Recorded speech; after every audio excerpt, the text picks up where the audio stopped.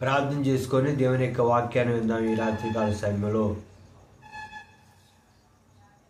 ప్రార్థన. భూమి ఆకాశాలు సృష్టించినటువంటి తండ్రి, గడిచినటువంటి జనవరి నుంచి ప్రభువా డిసెంబరు నెల చివరి తారీఖు వరకు మీరు ప్రేమించి కాపాడేందుకు స్తోత్రం. ఈ రాత్రి నీ వాక్యం ద్వారా నీ ఆత్మ సహాయంతో మాతో మాట్లాడమని దయగల తండ్రి, లైవ్లో వాక్యం వింటున్నటువంటి వారు, యూట్యూబ్లో వాక్యం వింటున్నటువంటి వారిని జ్ఞాపకం చేసుకోమని కాపాడమని యేసుక్రీస్తు నామములో అడుగుచున్నాను తండ్రి, ఆమేన్.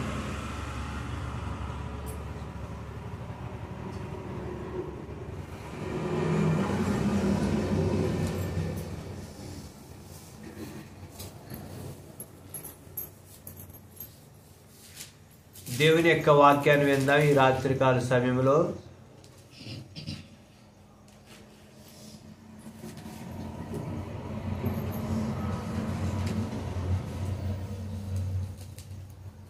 అపోస్తలుడైన పౌలు దెస్సలోనికీయులకు రాసినటువంటి మొదటి పత్రిక 5వ అధ్యాయము 16వ వచనాన్ని చదువుకుందాం. అపోస్తలుడైన పౌలు గారు దెస్సలోనికీయులకు రాసిన పత్రిక 5వ అధ్యాయం 16వ వచనం.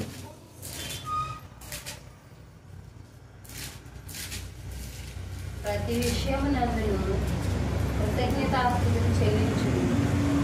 ఇలాగు చేయుట యేసుక్రీస్తునందు మీ విషయంలో దేవుని చిత్తము. చాలు. ప్రతి విషయమందును కృతజ్ఞతాస్తుతులు చెల్లించుడి. ఇలాగు చేయుట మీ విషయంలో యేసుక్రీస్తునందు మీ విషయంలో దేవుని చిత్తం. యేసుక్రీస్తునందు మీ విషయంలో దేవుని చిత్తం. ఈ రాత్రి మన యొక్క వాక్య అంశం ఏంటంటే కృతజ్ఞతాస్తుతులు చెల్లించుడి. ఏం చెల్లించాలి? కృతజ్ఞతాస్తుతులు.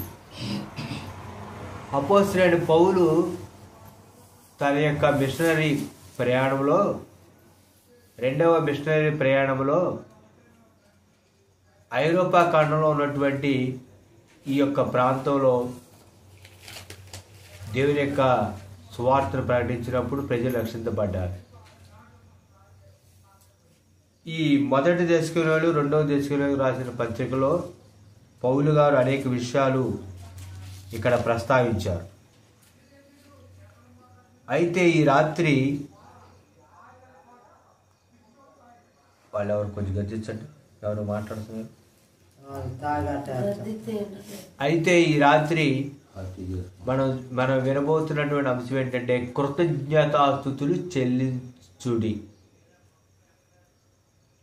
కృతజ్ఞతాస్తుతులు చెల్లించుడి. కృతజ్ఞతగా దేవునికి మన స్తుతులు చెల్లించాలి. ఎందుకు దేవుడు మనం స్తుతించాలి? దేవుడు మనకి ఆయుష్ని ఇచ్చాడు, ఆరోగ్యాన్ని ఇచ్చాడు, నెమ్మది ఇచ్చాడు, పని ఇచ్చాడు. అదేంటంటారా? తినడానికి ఆహారం ఇచ్చాడు, పీల్చడానికి గాలి ఇచ్చాడు, తాగడానికి నీళ్ళు ఇచ్చాడు, ఆరోగ్యం ఇచ్చాడు, ఆయుష్ని ఇచ్చాడు, జ్ఞానాన్ని ఇచ్చాడు, తెలివిని ఇచ్చాడు, బలాన్ని ఇచ్చాడు, శక్తిని ఇచ్చాడు, కష్టపడి పనిచేసేటటువంటి సామర్థ్యాన్ని ఇచ్చాడు. అన్నీ ఇచ్చాడు దేవుడు. నశించిపోతున్నటువంటి మనలను నిత్యాగ్ని నుండి, నరక నుండి యేసుక్రీస్తు ప్రభువారు మనల్ని ఏం చేశారు? రక్షించారు. మన నుంచి దేవుడు కోరుకున్నది ఏంటంటే కృతజ్ఞతతో స్తుతి. ఎవరైనా మనకి ఏదైనా, ఉదాహరణకి ఒక గిన్నె నిండా ఏదైనా మన ఇరుగు పొరుగు వారు ఏదైనా పప్పు కానీ ఏదైనా కూర చేసుకున్నప్పుడు పెట్టారనుకోండి, మనము కృతజ్ఞతతో ఏం చేస్తాం? మనం ఏదైనా ఇంట్లో స్పెషల్ చేసుకుంటే వాళ్ళు కూడా పెడతాం. అలాగే మరి దేవుడు మన జీవితంలో అన్నింటినీ అనుగ్రహిస్తున్నప్పుడు మన నుండి దేవుడు కోరుకునేది ఏంటంటే కృతజ్ఞతతో దేవుడిని స్తుతించడమే దేవుడు కోరుకునేది. ఈ విషయాన్ని పౌలు గారు ప్రస్తావిస్తూ ఇలాగు చేయుట యేసుక్రీస్తునందు మీ విషయంలో దేవుని యొక్క చిత్తము అని వ్రాయబడింది. దేవుని చిత్తం అంటే దేవుడికి ఇష్టమేంటి? దేవుడికి ఇష్టమైన చాలా విషయాలు ఉన్నాయి. అయితే ఈ రాత్రి మనం వింటున్నటువంటి విషయం ఏంటంటే కృతజ్ఞతాస్తుతులు చెల్లించాలి. 365 రోజులు గడిచింది మన జీవితం. మరి మనం దేవుడికి కృతజ్ఞతతో స్తుతులు చెల్లించామా? చెల్లించలేదా?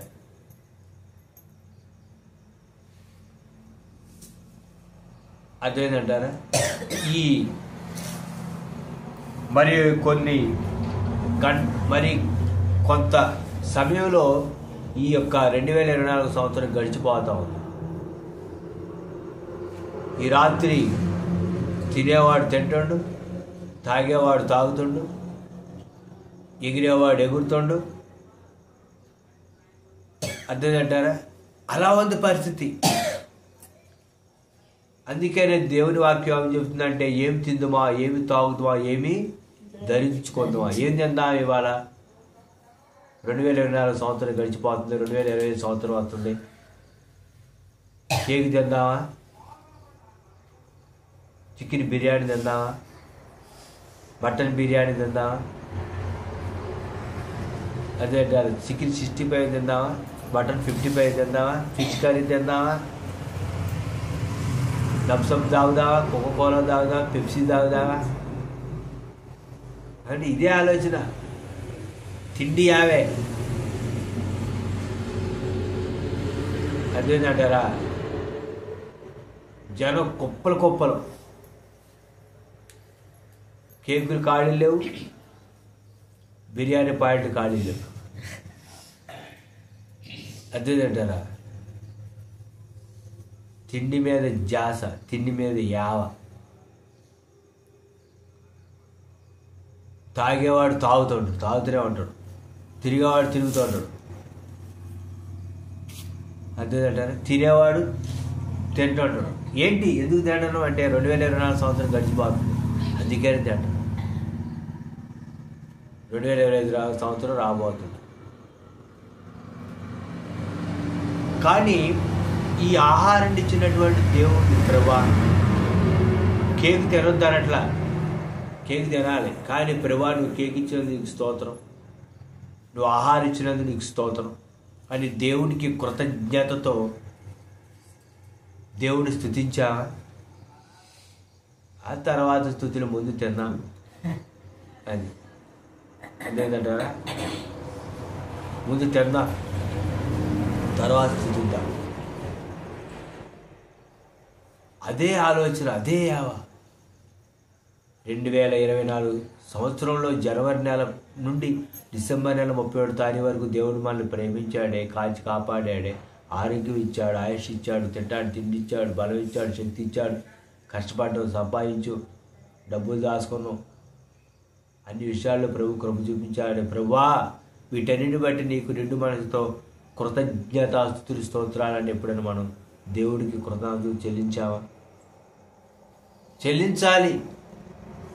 ప్రతి విషయంలో కృతజ్ఞతాస్తుతులు చెల్లించడం మీ విషయంలో దేవుని యొక్క చిత్తం, దేవుడికి ఇష్టం. కృతజ్ఞతాస్తుతులు చెల్లించటం. నేను ప్రతి విషయంలో దేవుడికి కృతజ్ఞతాస్తుతులు చెల్లిస్తా. ప్రభువా నువ్వు ఇచ్చిన ఆలోచన బట్టి వందనాలు, నువ్వు ఇచ్చిన జ్ఞానాన్ని బట్టి వందనాలు, తెలివిని బట్టి వందనాలు, ప్రతి దాన్ని బట్టి కృతజ్ఞతాస్తుతులు అని చెల్లిస్తా. 10 రూపాయలు చక్కెర కూడా టీ పొడం అన్నా కూడా ప్రభువా 10 రూపాయలు చక్కెర కూడా టీ పొట్టు ఇచ్చినందుకు నీకు స్తోత్రం అంట. అదేనంటారా? రూపాయి షాంపూ కొన్నా కూడా ప్రభువా రూపాయి షాంపూ ఇచ్చినందుకు నీకు స్తోత్రం. అదేనండి దేవుడు కోరుకునేది. కనుక మనం దేవుడిని స్తుతించేవారిగా ఉండాలి, దేవుడిని కృతజ్ఞతతో స్తుతించాలి. పరిశుద్ధ గ్రంథంలో మనం చూస్తే ప్రాణంతో మాట్లాడుకున్న వాళ్ళు ఒక ముగ్గురు కనపడతారు మనకు. మొట్టమొదటి వ్యక్తి ఎవరంటే దావీదు గారు. దావీదు గారు తన ప్రాణంతో మాట్లాడుకున్నారు. ఏమన్నారు తెలుసు? నా ప్రాణమా, యెహోవా చేసిన ఉపకారంలో దేనిని మరువకు, దేని మర్చిపోవద్దు. నా ప్రాణమా, నా అంతరంగమైన సమస్తమా, నీవు దేవుణ్ణి ఏం చెయ్యి,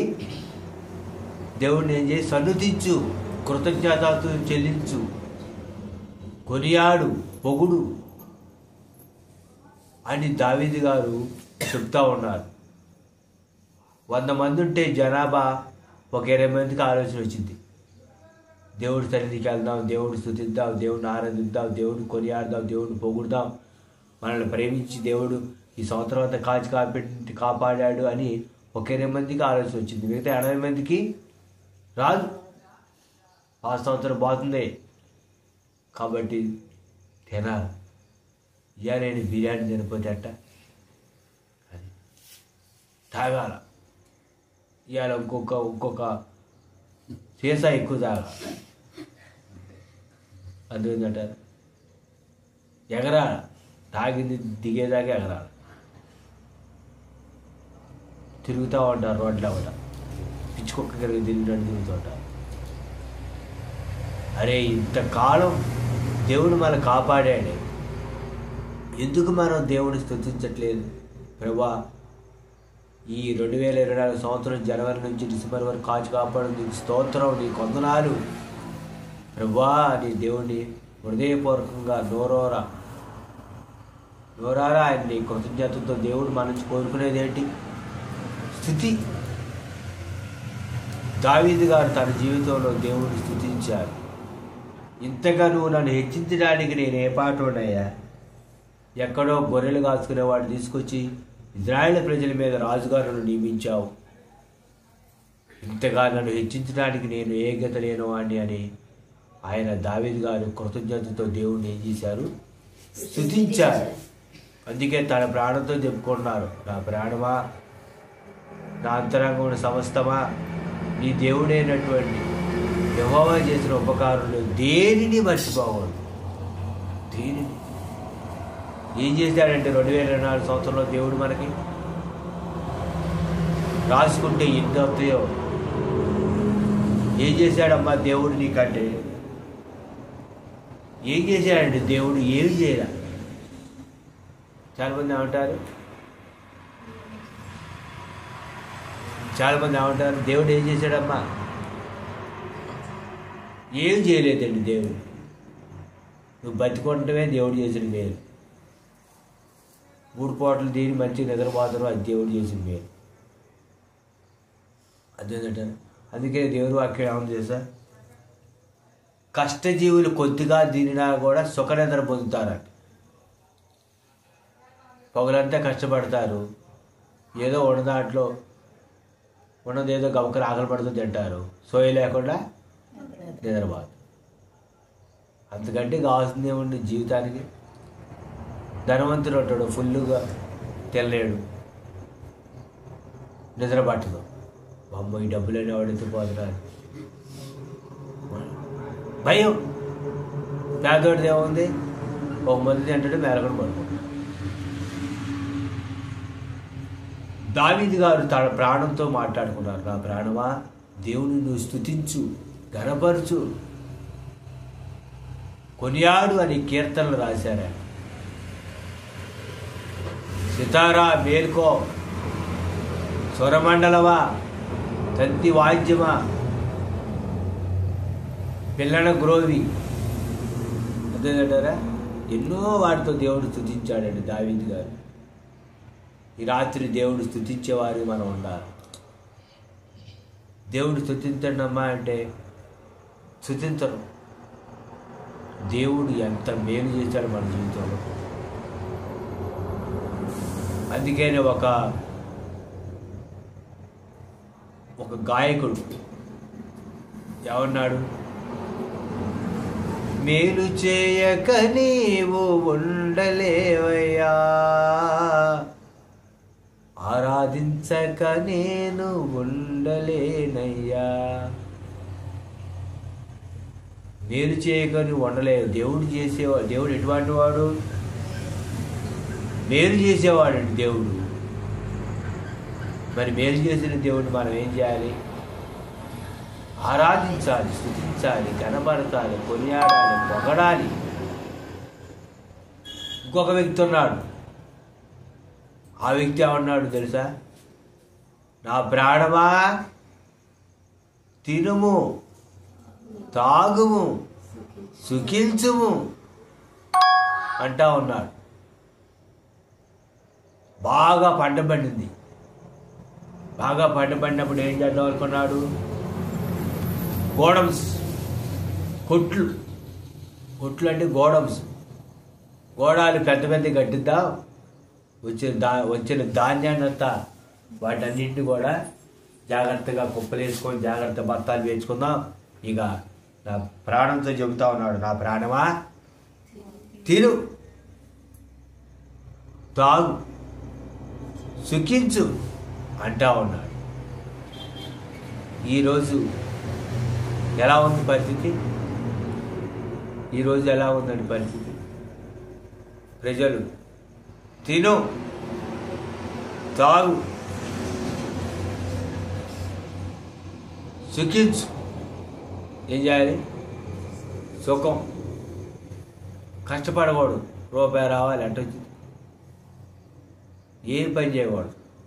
అసలు ఒళ్ళు నలగకూడదు. కానీ రూపాయి రావాలి ఎట్టొచ్చిందండి.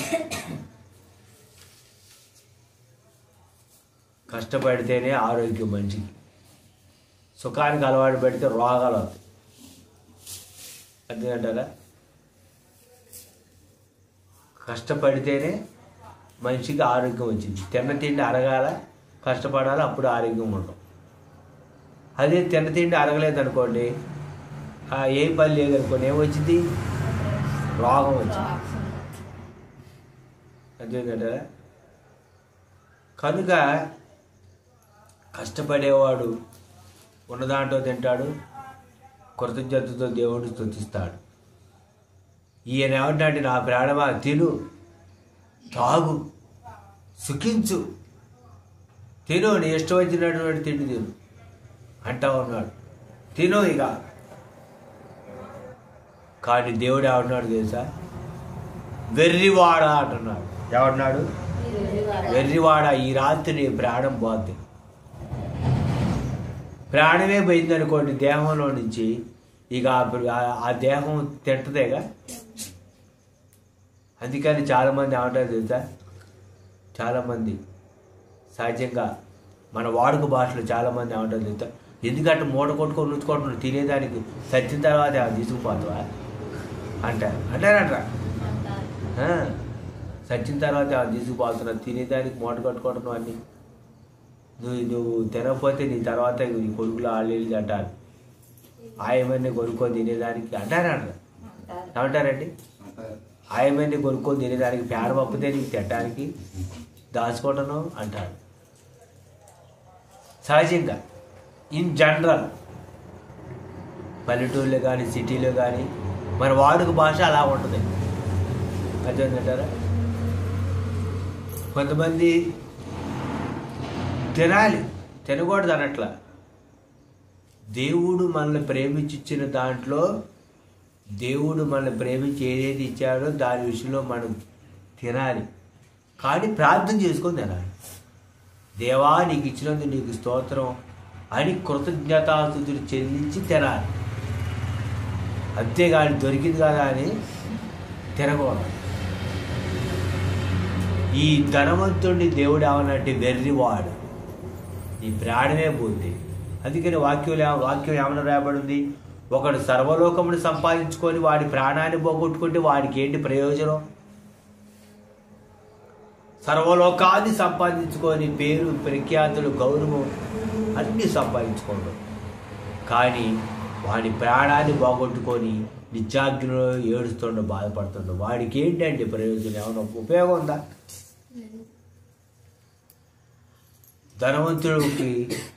ధనవంతుడు కూడా చూడండి బహుగా సుఖపడుతున్నాడు. ధనవంతుడు బహుగా సుఖపడుతున్నాడు. సుఖమే. కానీ ధనవంతుడు నరకంలో పాతాళంలో యాతన పడుతున్నాడు. మూడో వ్యక్తి ఎవరంటే మొట్టమొదటి వ్యక్తి దావీదు, రెండో వ్యక్తి ధనవంతుడు, మూడో వ్యక్తి ఎవరంటే ఆసాపు. ఆసాపు ఏమన్నాడు తెలుసా? నా ప్రాణమా, నీవేళ నాలో కృంగి ఉన్నావు, దేవుని యందు నమ్మకం ఉంచు. ఎవరి మీద నమ్మకం ఉంచాలి? దేవుని మీద. దేవుని మీద మనం విశ్వాసం ఉంచాలి, దేవుడి మీద నమ్మకం ఉంచాలి. క్రియ లేని విశ్వాసం మృతం. క్రియ ఉండాలి, విశ్వాసం ఉండాలి, అప్పుడు దేవుడు కార్యం చేస్తాడు. దేవుని మీద మనం నమ్మకం ఉంచాలి. దేవుని మీద ఆసాబు గారు నమ్మకం ఉంచాడు. నా ప్రాణమా, నీవేళ నాలో కృంగి ఉన్నావు, నీవేళ నాలో తొందరపడుతున్నావు. కొంతమందికి ఏముంటుంది? తొందర. అమ్మో టైం అయిపోతుంది, వెళ్ళిపోవాలి, తొందర. కొంతమందికి తొందర ఉంటుంది. ఉడికేదాకా ఆగారు కానీ ఆరేదాకా ఆగరా. ఉడికేదాకా ఆగారు, ఆరేదాకా తినారు. ఆరాటం, తొందరపడదు. ప్రాణం ఏం చేస్తూ ఉంటుంది? తొందర. ఏశావు తొందరపడ్డాడు. కానీ గౌకం తినాలి నేను అన్న ఏశావు ఒక పూట కూటి కొరకు జ్యేష్ఠత్వాన్ని నమ్ముకున్నటువంటి ఏశావు లాంటి వ్యభిచారైన భ్రష్టుడైన ఉంటాడేమని జాగ్రత్తగా చూచుకోండి అని దేవుని యొక్క వాక్యంలో ఉంది. ఉందా లేదా? ఉంది. ఒక పూట కూటి కొరకు ఎంత? హాఫ్ డే ఒక పూట అంటే ఒక రోజు కాదు. ఒక పూట తినకపోతే చచ్చిపోతాం అంటే, ఒక పూట కోడిమాన్ తినకపోతే బిర్యానీ తినకపోతే చచ్చిపోతాం. ఎప్పర్లాడతారు అది. అదేంటండి నిన్న కోడిమాన్ తింటే నిన్న అది తిండి మళ్ళీ రేపు తినాలి. కష్టం, తినకపోతే కష్టం. ఎప్పర్లాడతారు తిండి కోసం. అసలు తినకపోతే ఇక ఉండలేమో అమ్మో అని ఎన్నో రోజుల నుంచి తిన్నోళ్ళలాగా ఉంటారు కొంతమంది, ఎదురు చూస్తుంటారు. అందుకని మన ఆలోచనలు, మన విధానాలు పరసంబంధమైనగా ఉండాలి కానీ భూ సంబంధమైనగా ఉండకూడదు. ఈ ఆసాపు ఏమన్నాడు తన ప్రాణంతో? నా ప్రాణమా, నీవేళ నాలో తొందరపడుతున్నావు, దేవుడి మీద నమ్మకం ఉంచు. నా ప్రాణమా, నీవేళ నాలో కృంగి ఉన్నావు, కృంగిపోవాలి. సమస్యలు, శోధనలు, ఇరుకులు, ఇబ్బందులు, శోధనలు బట్టి కృంగిపోవద్దు. దేవుడి మీద నమ్మకం ఉంచు అని ఆసాపు అంటూ ఉంటాడు. యేసుక్రీస్తు ప్రభువారు కుష్ఠరోగులు వెళ్తూ ఉంటే, దావీదు కుమారుడా మమ్మల్ని కరుణించు అంటే యేసు ప్రభువారు కరుణిస్తే 10 మంది ఏమయ్యారంటే శుద్ధులయ్యారు. వారిలో ఒకడు తన స్వస్థత కలుగొట్టు చూచి యేసుక్రీస్తు ప్రభువారి దగ్గరికి వచ్చాడు. కృతజ్ఞతతో వచ్చాడు. యేసుక్రీస్తు ప్రభువారు అన్నారు, 10 మంది బాగుపడ్డారుగా, 9 మంది ఎక్కడున్నారు అన్నారు. 9 మంది ఏమైపోయారు? వెళ్ళిపోయారు. స్వస్థత వచ్చింది, కుష్ఠరోగం పోయింది. అప్పుడు దాకా కుష్ఠరోగం ఉంది, బాగుపడ్డారు. వెంటనే ఏం గుర్తొచ్చుంటుంది? ఇల్లు గుర్తొచ్చింది, పిల్లలు గుర్తొచ్చుంటారు, ఆస్తి గుర్తొచ్చుంటుంది, అంతస్తు గుర్తొచ్చుంటుంది, తల్లిదండ్రులు గుర్తొచ్చుంటారు. కానీ ఒక ఆయనకి ఏం గుర్తుంది తెలుసా? నన్ను స్వస్థపరిచినటువంటి యేసుక్రీస్తు ప్రభు ఉన్నాడు కదా, కృతజ్ఞతతో ఆయన దగ్గరికి వెళ్దామని ఆలోచన వచ్చింది. కాబట్టి మనకి ఏముండాలి అంటే కృతజ్ఞత ఉండాలి. అందుకని దేవుని వాక్యం ఏమన్నా రావడం తెలుసా? కృతజ్ఞత లేని హృదయం అంట అంధకారం అంట. చూడండి రోమీయులకు రాసిన పత్రిక మీకు రెఫరెన్స్ చూపించలే, రాత్రిపూట మళ్ళీ మీరు చదవరని కళ్ళు కనపట్లేదు అంటారు. రోమిలి రాసిన పత్రిక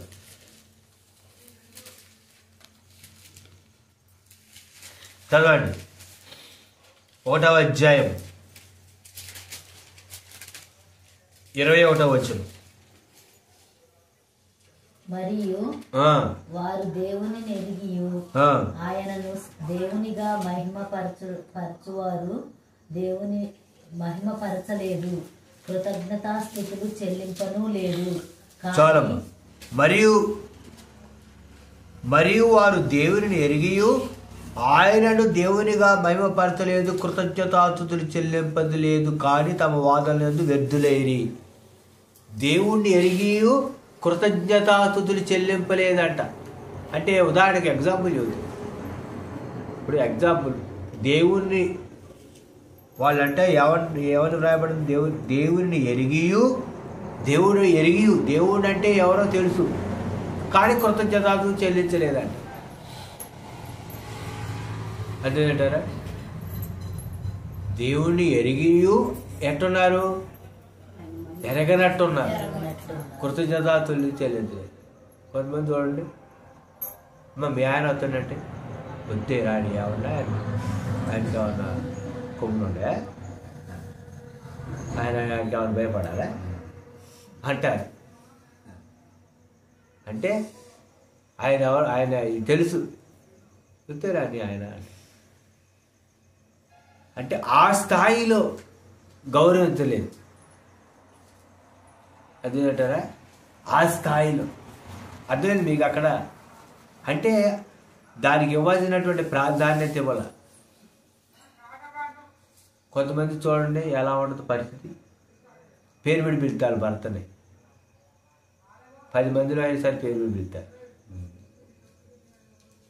అంటే తగినటువంటి గౌరవం ప్రాధాన్యత ఇవ్వట్లే. అట్లాగే దేవుని విషయంలో కూడా దేవుని ఎరిగియు ఎరగనట్టు ఉన్నారు, ఆయనకి కృతజ్ఞతాస్తుతులు చెల్లించట్లేదు, అంత ప్రాధాన్యత ఇవ్వట్లే దేవుడికి.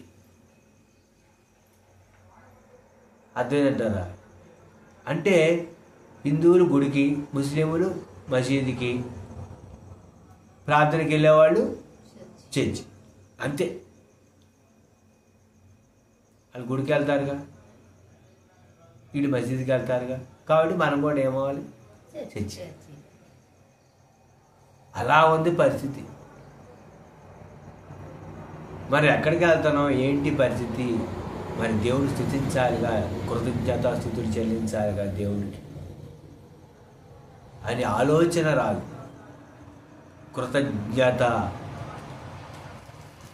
కృతజ్ఞతాస్తుతులు చెల్లించాలి ప్రతి విషయంలో. దేని విషయంలో? ప్రతి విషయంలో. యేసుక్రీస్తు ప్రభువారు 5 రొట్టెలు 2 చేపలు ఎంతమంది వచ్చారు? 5,000 మందికి 5 రొట్టెలు 2 చిన్న చేపలు వాటిని తీసుకొచ్చారు. తండ్రికి కృతజ్ఞతాస్తుతులు చెల్లించారు, విరిచి ఇచ్చారు. 5,000 మంది భుజించారు. మిగిలిన మొక్కలు 12 గంటలకి. పౌలు గారు కూడా ఓడలో ప్రయాణం అవుతూ ఉన్నారు. దేవుడు ధైర్యపరిచాడు, పౌలా నువ్వు ధైర్యంగా ఉండు, నువ్వు మాట్లాడతావు కైసర్ ఎదుట అని చెప్పారు. పౌలు గారు కూడా తన దగ్గర ఉన్నటువంటి దాన్ని దేవుడికి కృతజ్ఞతలు చెల్లించి తను తిని తనతో ఉన్నటువంటి వారికి ఇచ్చారు. కనుక మొట్టమొదటిగా మన జీవితంలో మనం చేయాల్సింది ఏంటంటే దేవుణ్ణి స్తుతించాలి. కృతజ్ఞతతో దేవుణ్ణి మనం ఈ రాత్రి, ఈ 2024 సంవత్సరం గడిచిపోతా ఉంది, దేవుడికి మనం కృతజ్ఞతతో ఏం చేయాలి? కృతజ్ఞతగా స్తుతించాలి, కృతజ్ఞత అర్పణ కూడా అర్పించాలి. కృతజ్ఞతతో స్తుతించాలి, కృతజ్ఞతతో ఏం చేయాలి? దేవుడికి కృతజ్ఞత అర్పణ కూడా అర్పించాలి. అది కృతజ్ఞతలు చెల్లించాలి, స్తుతించాలి దేవుణ్ణి. ప్రభువా నీకు వందనాలు, పరిశుద్ధుడవు, నీతిమంతుడవు, దయాళుడు, నీకు కృతజ్ఞతాస్తుతులు కానీ చెల్లించాలి. మరి ఈ రాత్రి ఎంతమంది దేవుడికి మన కృతజ్ఞతలు చెల్లించే వాళ్ళగా ఉంటుంది? ఎంతమంది దేవుడిని మన కృతజ్ఞతలు చెల్లించాం? ఈ 2024 గడిచిపోతూ ఉంది. ఎంతమంది దేవుడికి కృతజ్ఞతలు చెల్లిస్తున్నారు? ప్రభా నీకు స్తోత్రాలు, వందనాలు నాయన. 2024 సంవత్సరం గడిచిపోతుంది ప్రభా. 2025 సంవత్సరం మమ్మల్ని బతికిద్దాం, నీకు స్తోత్రం. ఈ 2024 సంవత్సరం చాలామంది రాబోతున్న 2025 చాలామంది చూడలేకపోతున్నారు. ఎందుకంటే 2024లోని చాలామంది ఏమైపోయారు? ఈ లోకయాత్ర ముగించారు. నా కళ్ళ ముందే కొంతమంది ఈ లోకయాత్ర ముగించారు. కానీ వాళ్ళకంటే మనం ఏదైనా పెద్ద గొప్పనా? కేవలము యేసుక్రీస్తు కృప. కనుక కృపను బట్టి నువ్వు నేను రక్షించబడ్డావు. ఈనాడు దేవుని యొక్క మహాకృపను బట్టి మనకున్న దాంట్లో మనం తిని తృప్తిగా ఉన్నాం. అందుని బట్టి దేవుడికి మనం నిండు మనసుతో ఏం చేయాలి? కృతజ్ఞతతో ఆయన మనం స్తుతించాలి. ప్రభువా నీకు స్తోత్రాలు, వందనాలు అని స్తుతించాలి. కొంతమంది నోరు తెరవడు, అమ్మా దేవుడు స్తుతించండి అమ్మా అంటే అట్ట ఉంటారు. అదేంటారా? అందుకని బైబిల్లో ఒక మాట ఉంది, మోగదైన చెవిటి దెయ్యం. నాకు అనిపిస్తాడు కొడుతాను ఏంటి దెయ్యాన్ని పట్టింది. మాట్లాడేటప్పుడు మాట్లాడరు, ప్రార్థన చేయడు, కృతజ్ఞతలు చెల్లించరు. అరవమను సరే జమారుతారు అసలు కొంతమంది. కాబట్టి అప్పుడు నోరు అసలు digital DTS sound box system అట్టొచ్చింది అనమాట. డీజే బాక్స్ లాగా ఇక్కడికి ఆగైతే అక్కడ వినబడింది. మిగతా అప్పుడు మాట్లాడండి అసలు నోరు తెరవరు. అసలు నోట్లో ముచ్చారు రాజు కింద పెడితే నేర్చుకుంటారేమో అని. కనుక హృదయపూర్వకంగా మనం ఏం చేయాలి? దేవుణ్ణి స్తుతించాలి. ప్రభువా నీకు వందనాలు, గత కాలం అంతా కాపాడిన నీకు స్తోత్రం. ఈ 2024 సంవత్సరంలో నాయన ఒక సంవత్సరం గడిచిపోతున్నందుకు నీకు స్తోత్రం. సంవత్సరం గడిచిపోతుందంటే మన ఆయుష్ ఏమైపోతుంది? ఒక సంవత్సరం తగ్గుతుంది. ఒక సంవత్సరం మన ఆయుష్ ఏమైంది? తగ్గింది. సమాధికి మనం దగ్గర అవుతున్నాం. 2024 సంవత్సరం గడిచిపోయి 2025 సంవత్సరం new year, happy new year అంటాం. అసలు విషయం ఏంటంటే నీ ఆయుష్ అయిపోయింది. ఒక సంవత్సరం గడిచిపోయింది, ఇంకొక సంవత్సరం వచ్చింది. దినదినము గడుచున్నావు దినములు. అందుకని దేవుని వాక్యంలో ఏమని రాబడింది? దినములు నేతగా వాని వడి కంటే త్వరగా గతించిపోతుంది. దినాలు గడిచిపోతున్నాయి. అయినా 2024 సంవత్సరం గడిచిపోతుంది. అయినా మన జీవితాలు ఏమి లేదు, ఇంకా మార్పు లేదు. కొత్త సంవత్సరం, కొత్త చక్క, కొత్త చీర, బ్రతుకు పాత బతుకు. అందుకే దేవుని వాక్యం ఏముంది? పాత గుడ్డకు మాసికేయకూడదు. మాసికైతే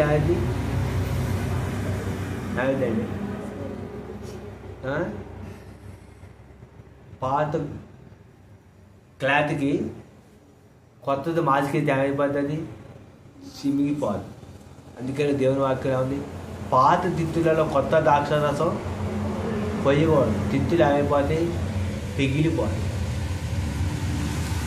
కనుక మన ఆలోచనలు, మన విధానాలు నూతన సంవత్సరంలో మారాలి. మనలో మార్పు రావాలి. కొత్త సంవత్సరం, పాత జీవితం. దేవుడికి కృతజ్ఞతాస్తుతులు చెల్లించరు.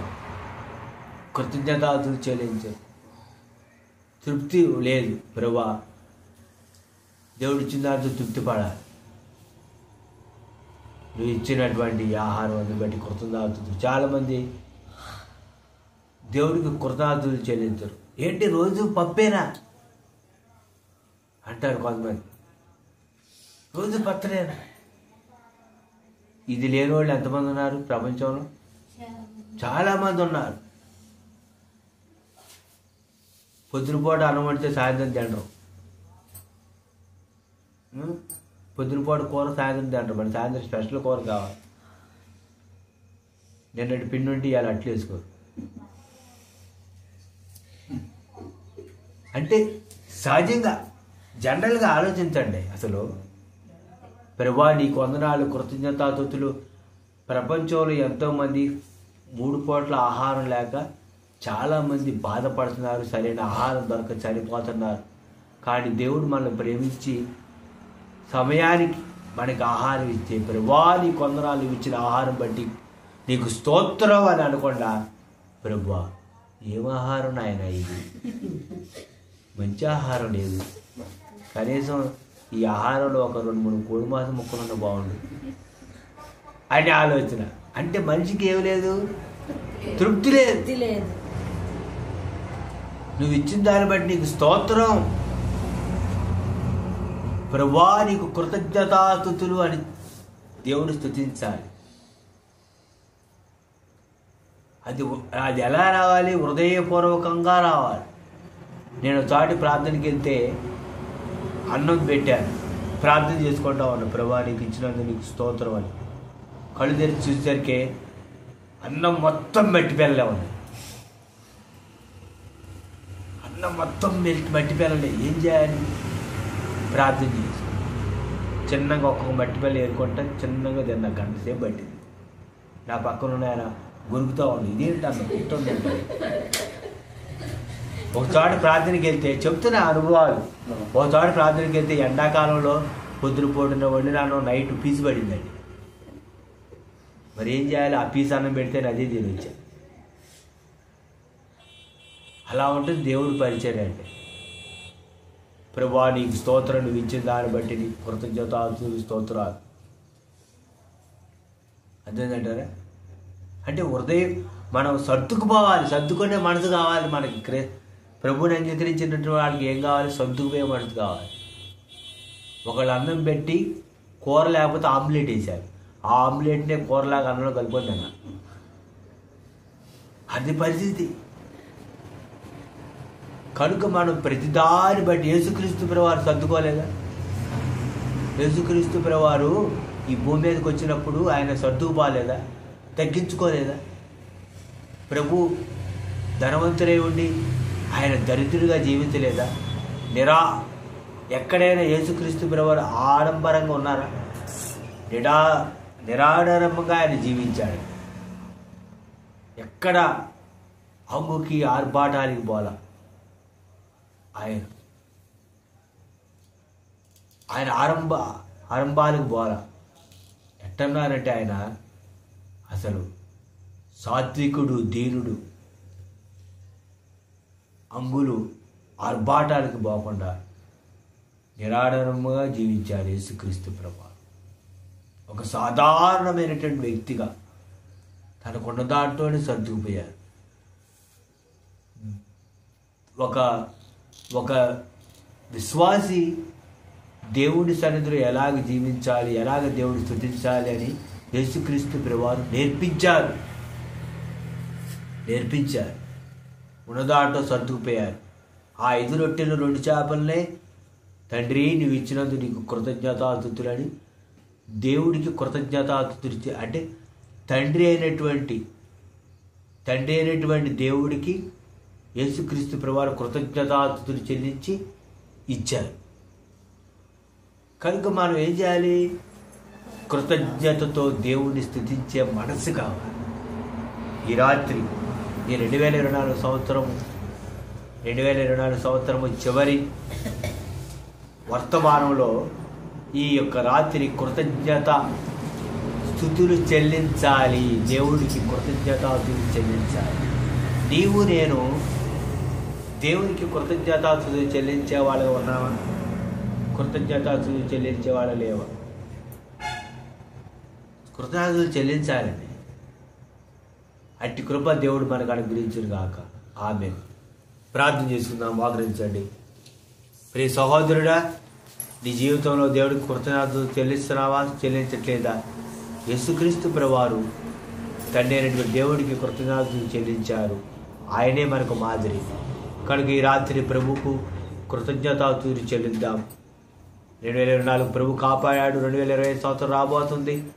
నీ జీవితంలో మార్పు కలిగి నీటి ద్వారా బాప్తిసం తీసుకొని రక్షించబడి నీ పాపాలు యేసుక్రీస్తు రక్తంలో కడుక్కొని రాబోతున్న 2025లో ప్రభు అయినటువంటి యేసుక్రీస్తు కొరకు నీ జీవించు.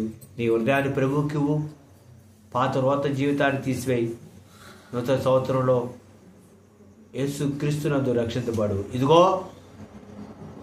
పాతి గతించిన సమస్తము క్రొత్తమైన అన్నట్టు యేసుక్రీస్తులో నూతన సృష్టిగా మనం మార్చబడదాం. అట్టి కృప దేవుడు మనకు అనుగ్రహించి బలపడుతుంది కాక. ఆమేన్. పరిశుద్ధులైన తండ్రి, నీ మాటలటువంటి వారిని కృప చూపించండి, జ్ఞాపకం చేసుకోండి. విన్న మాటలు వ్యర్థంగా పోకుండా వారి అంతరంగంలో భద్రపరిచి నీ మాట ప్రకారం నడుచుకున్నట్టుకు మాకును నాకును సహాయం చేయండి. తోడుగా ఉండండి, కృప చూపించమని యేసుక్రీస్తు నామములో అడుగుతున్నాను తండ్రి. ఆమేన్.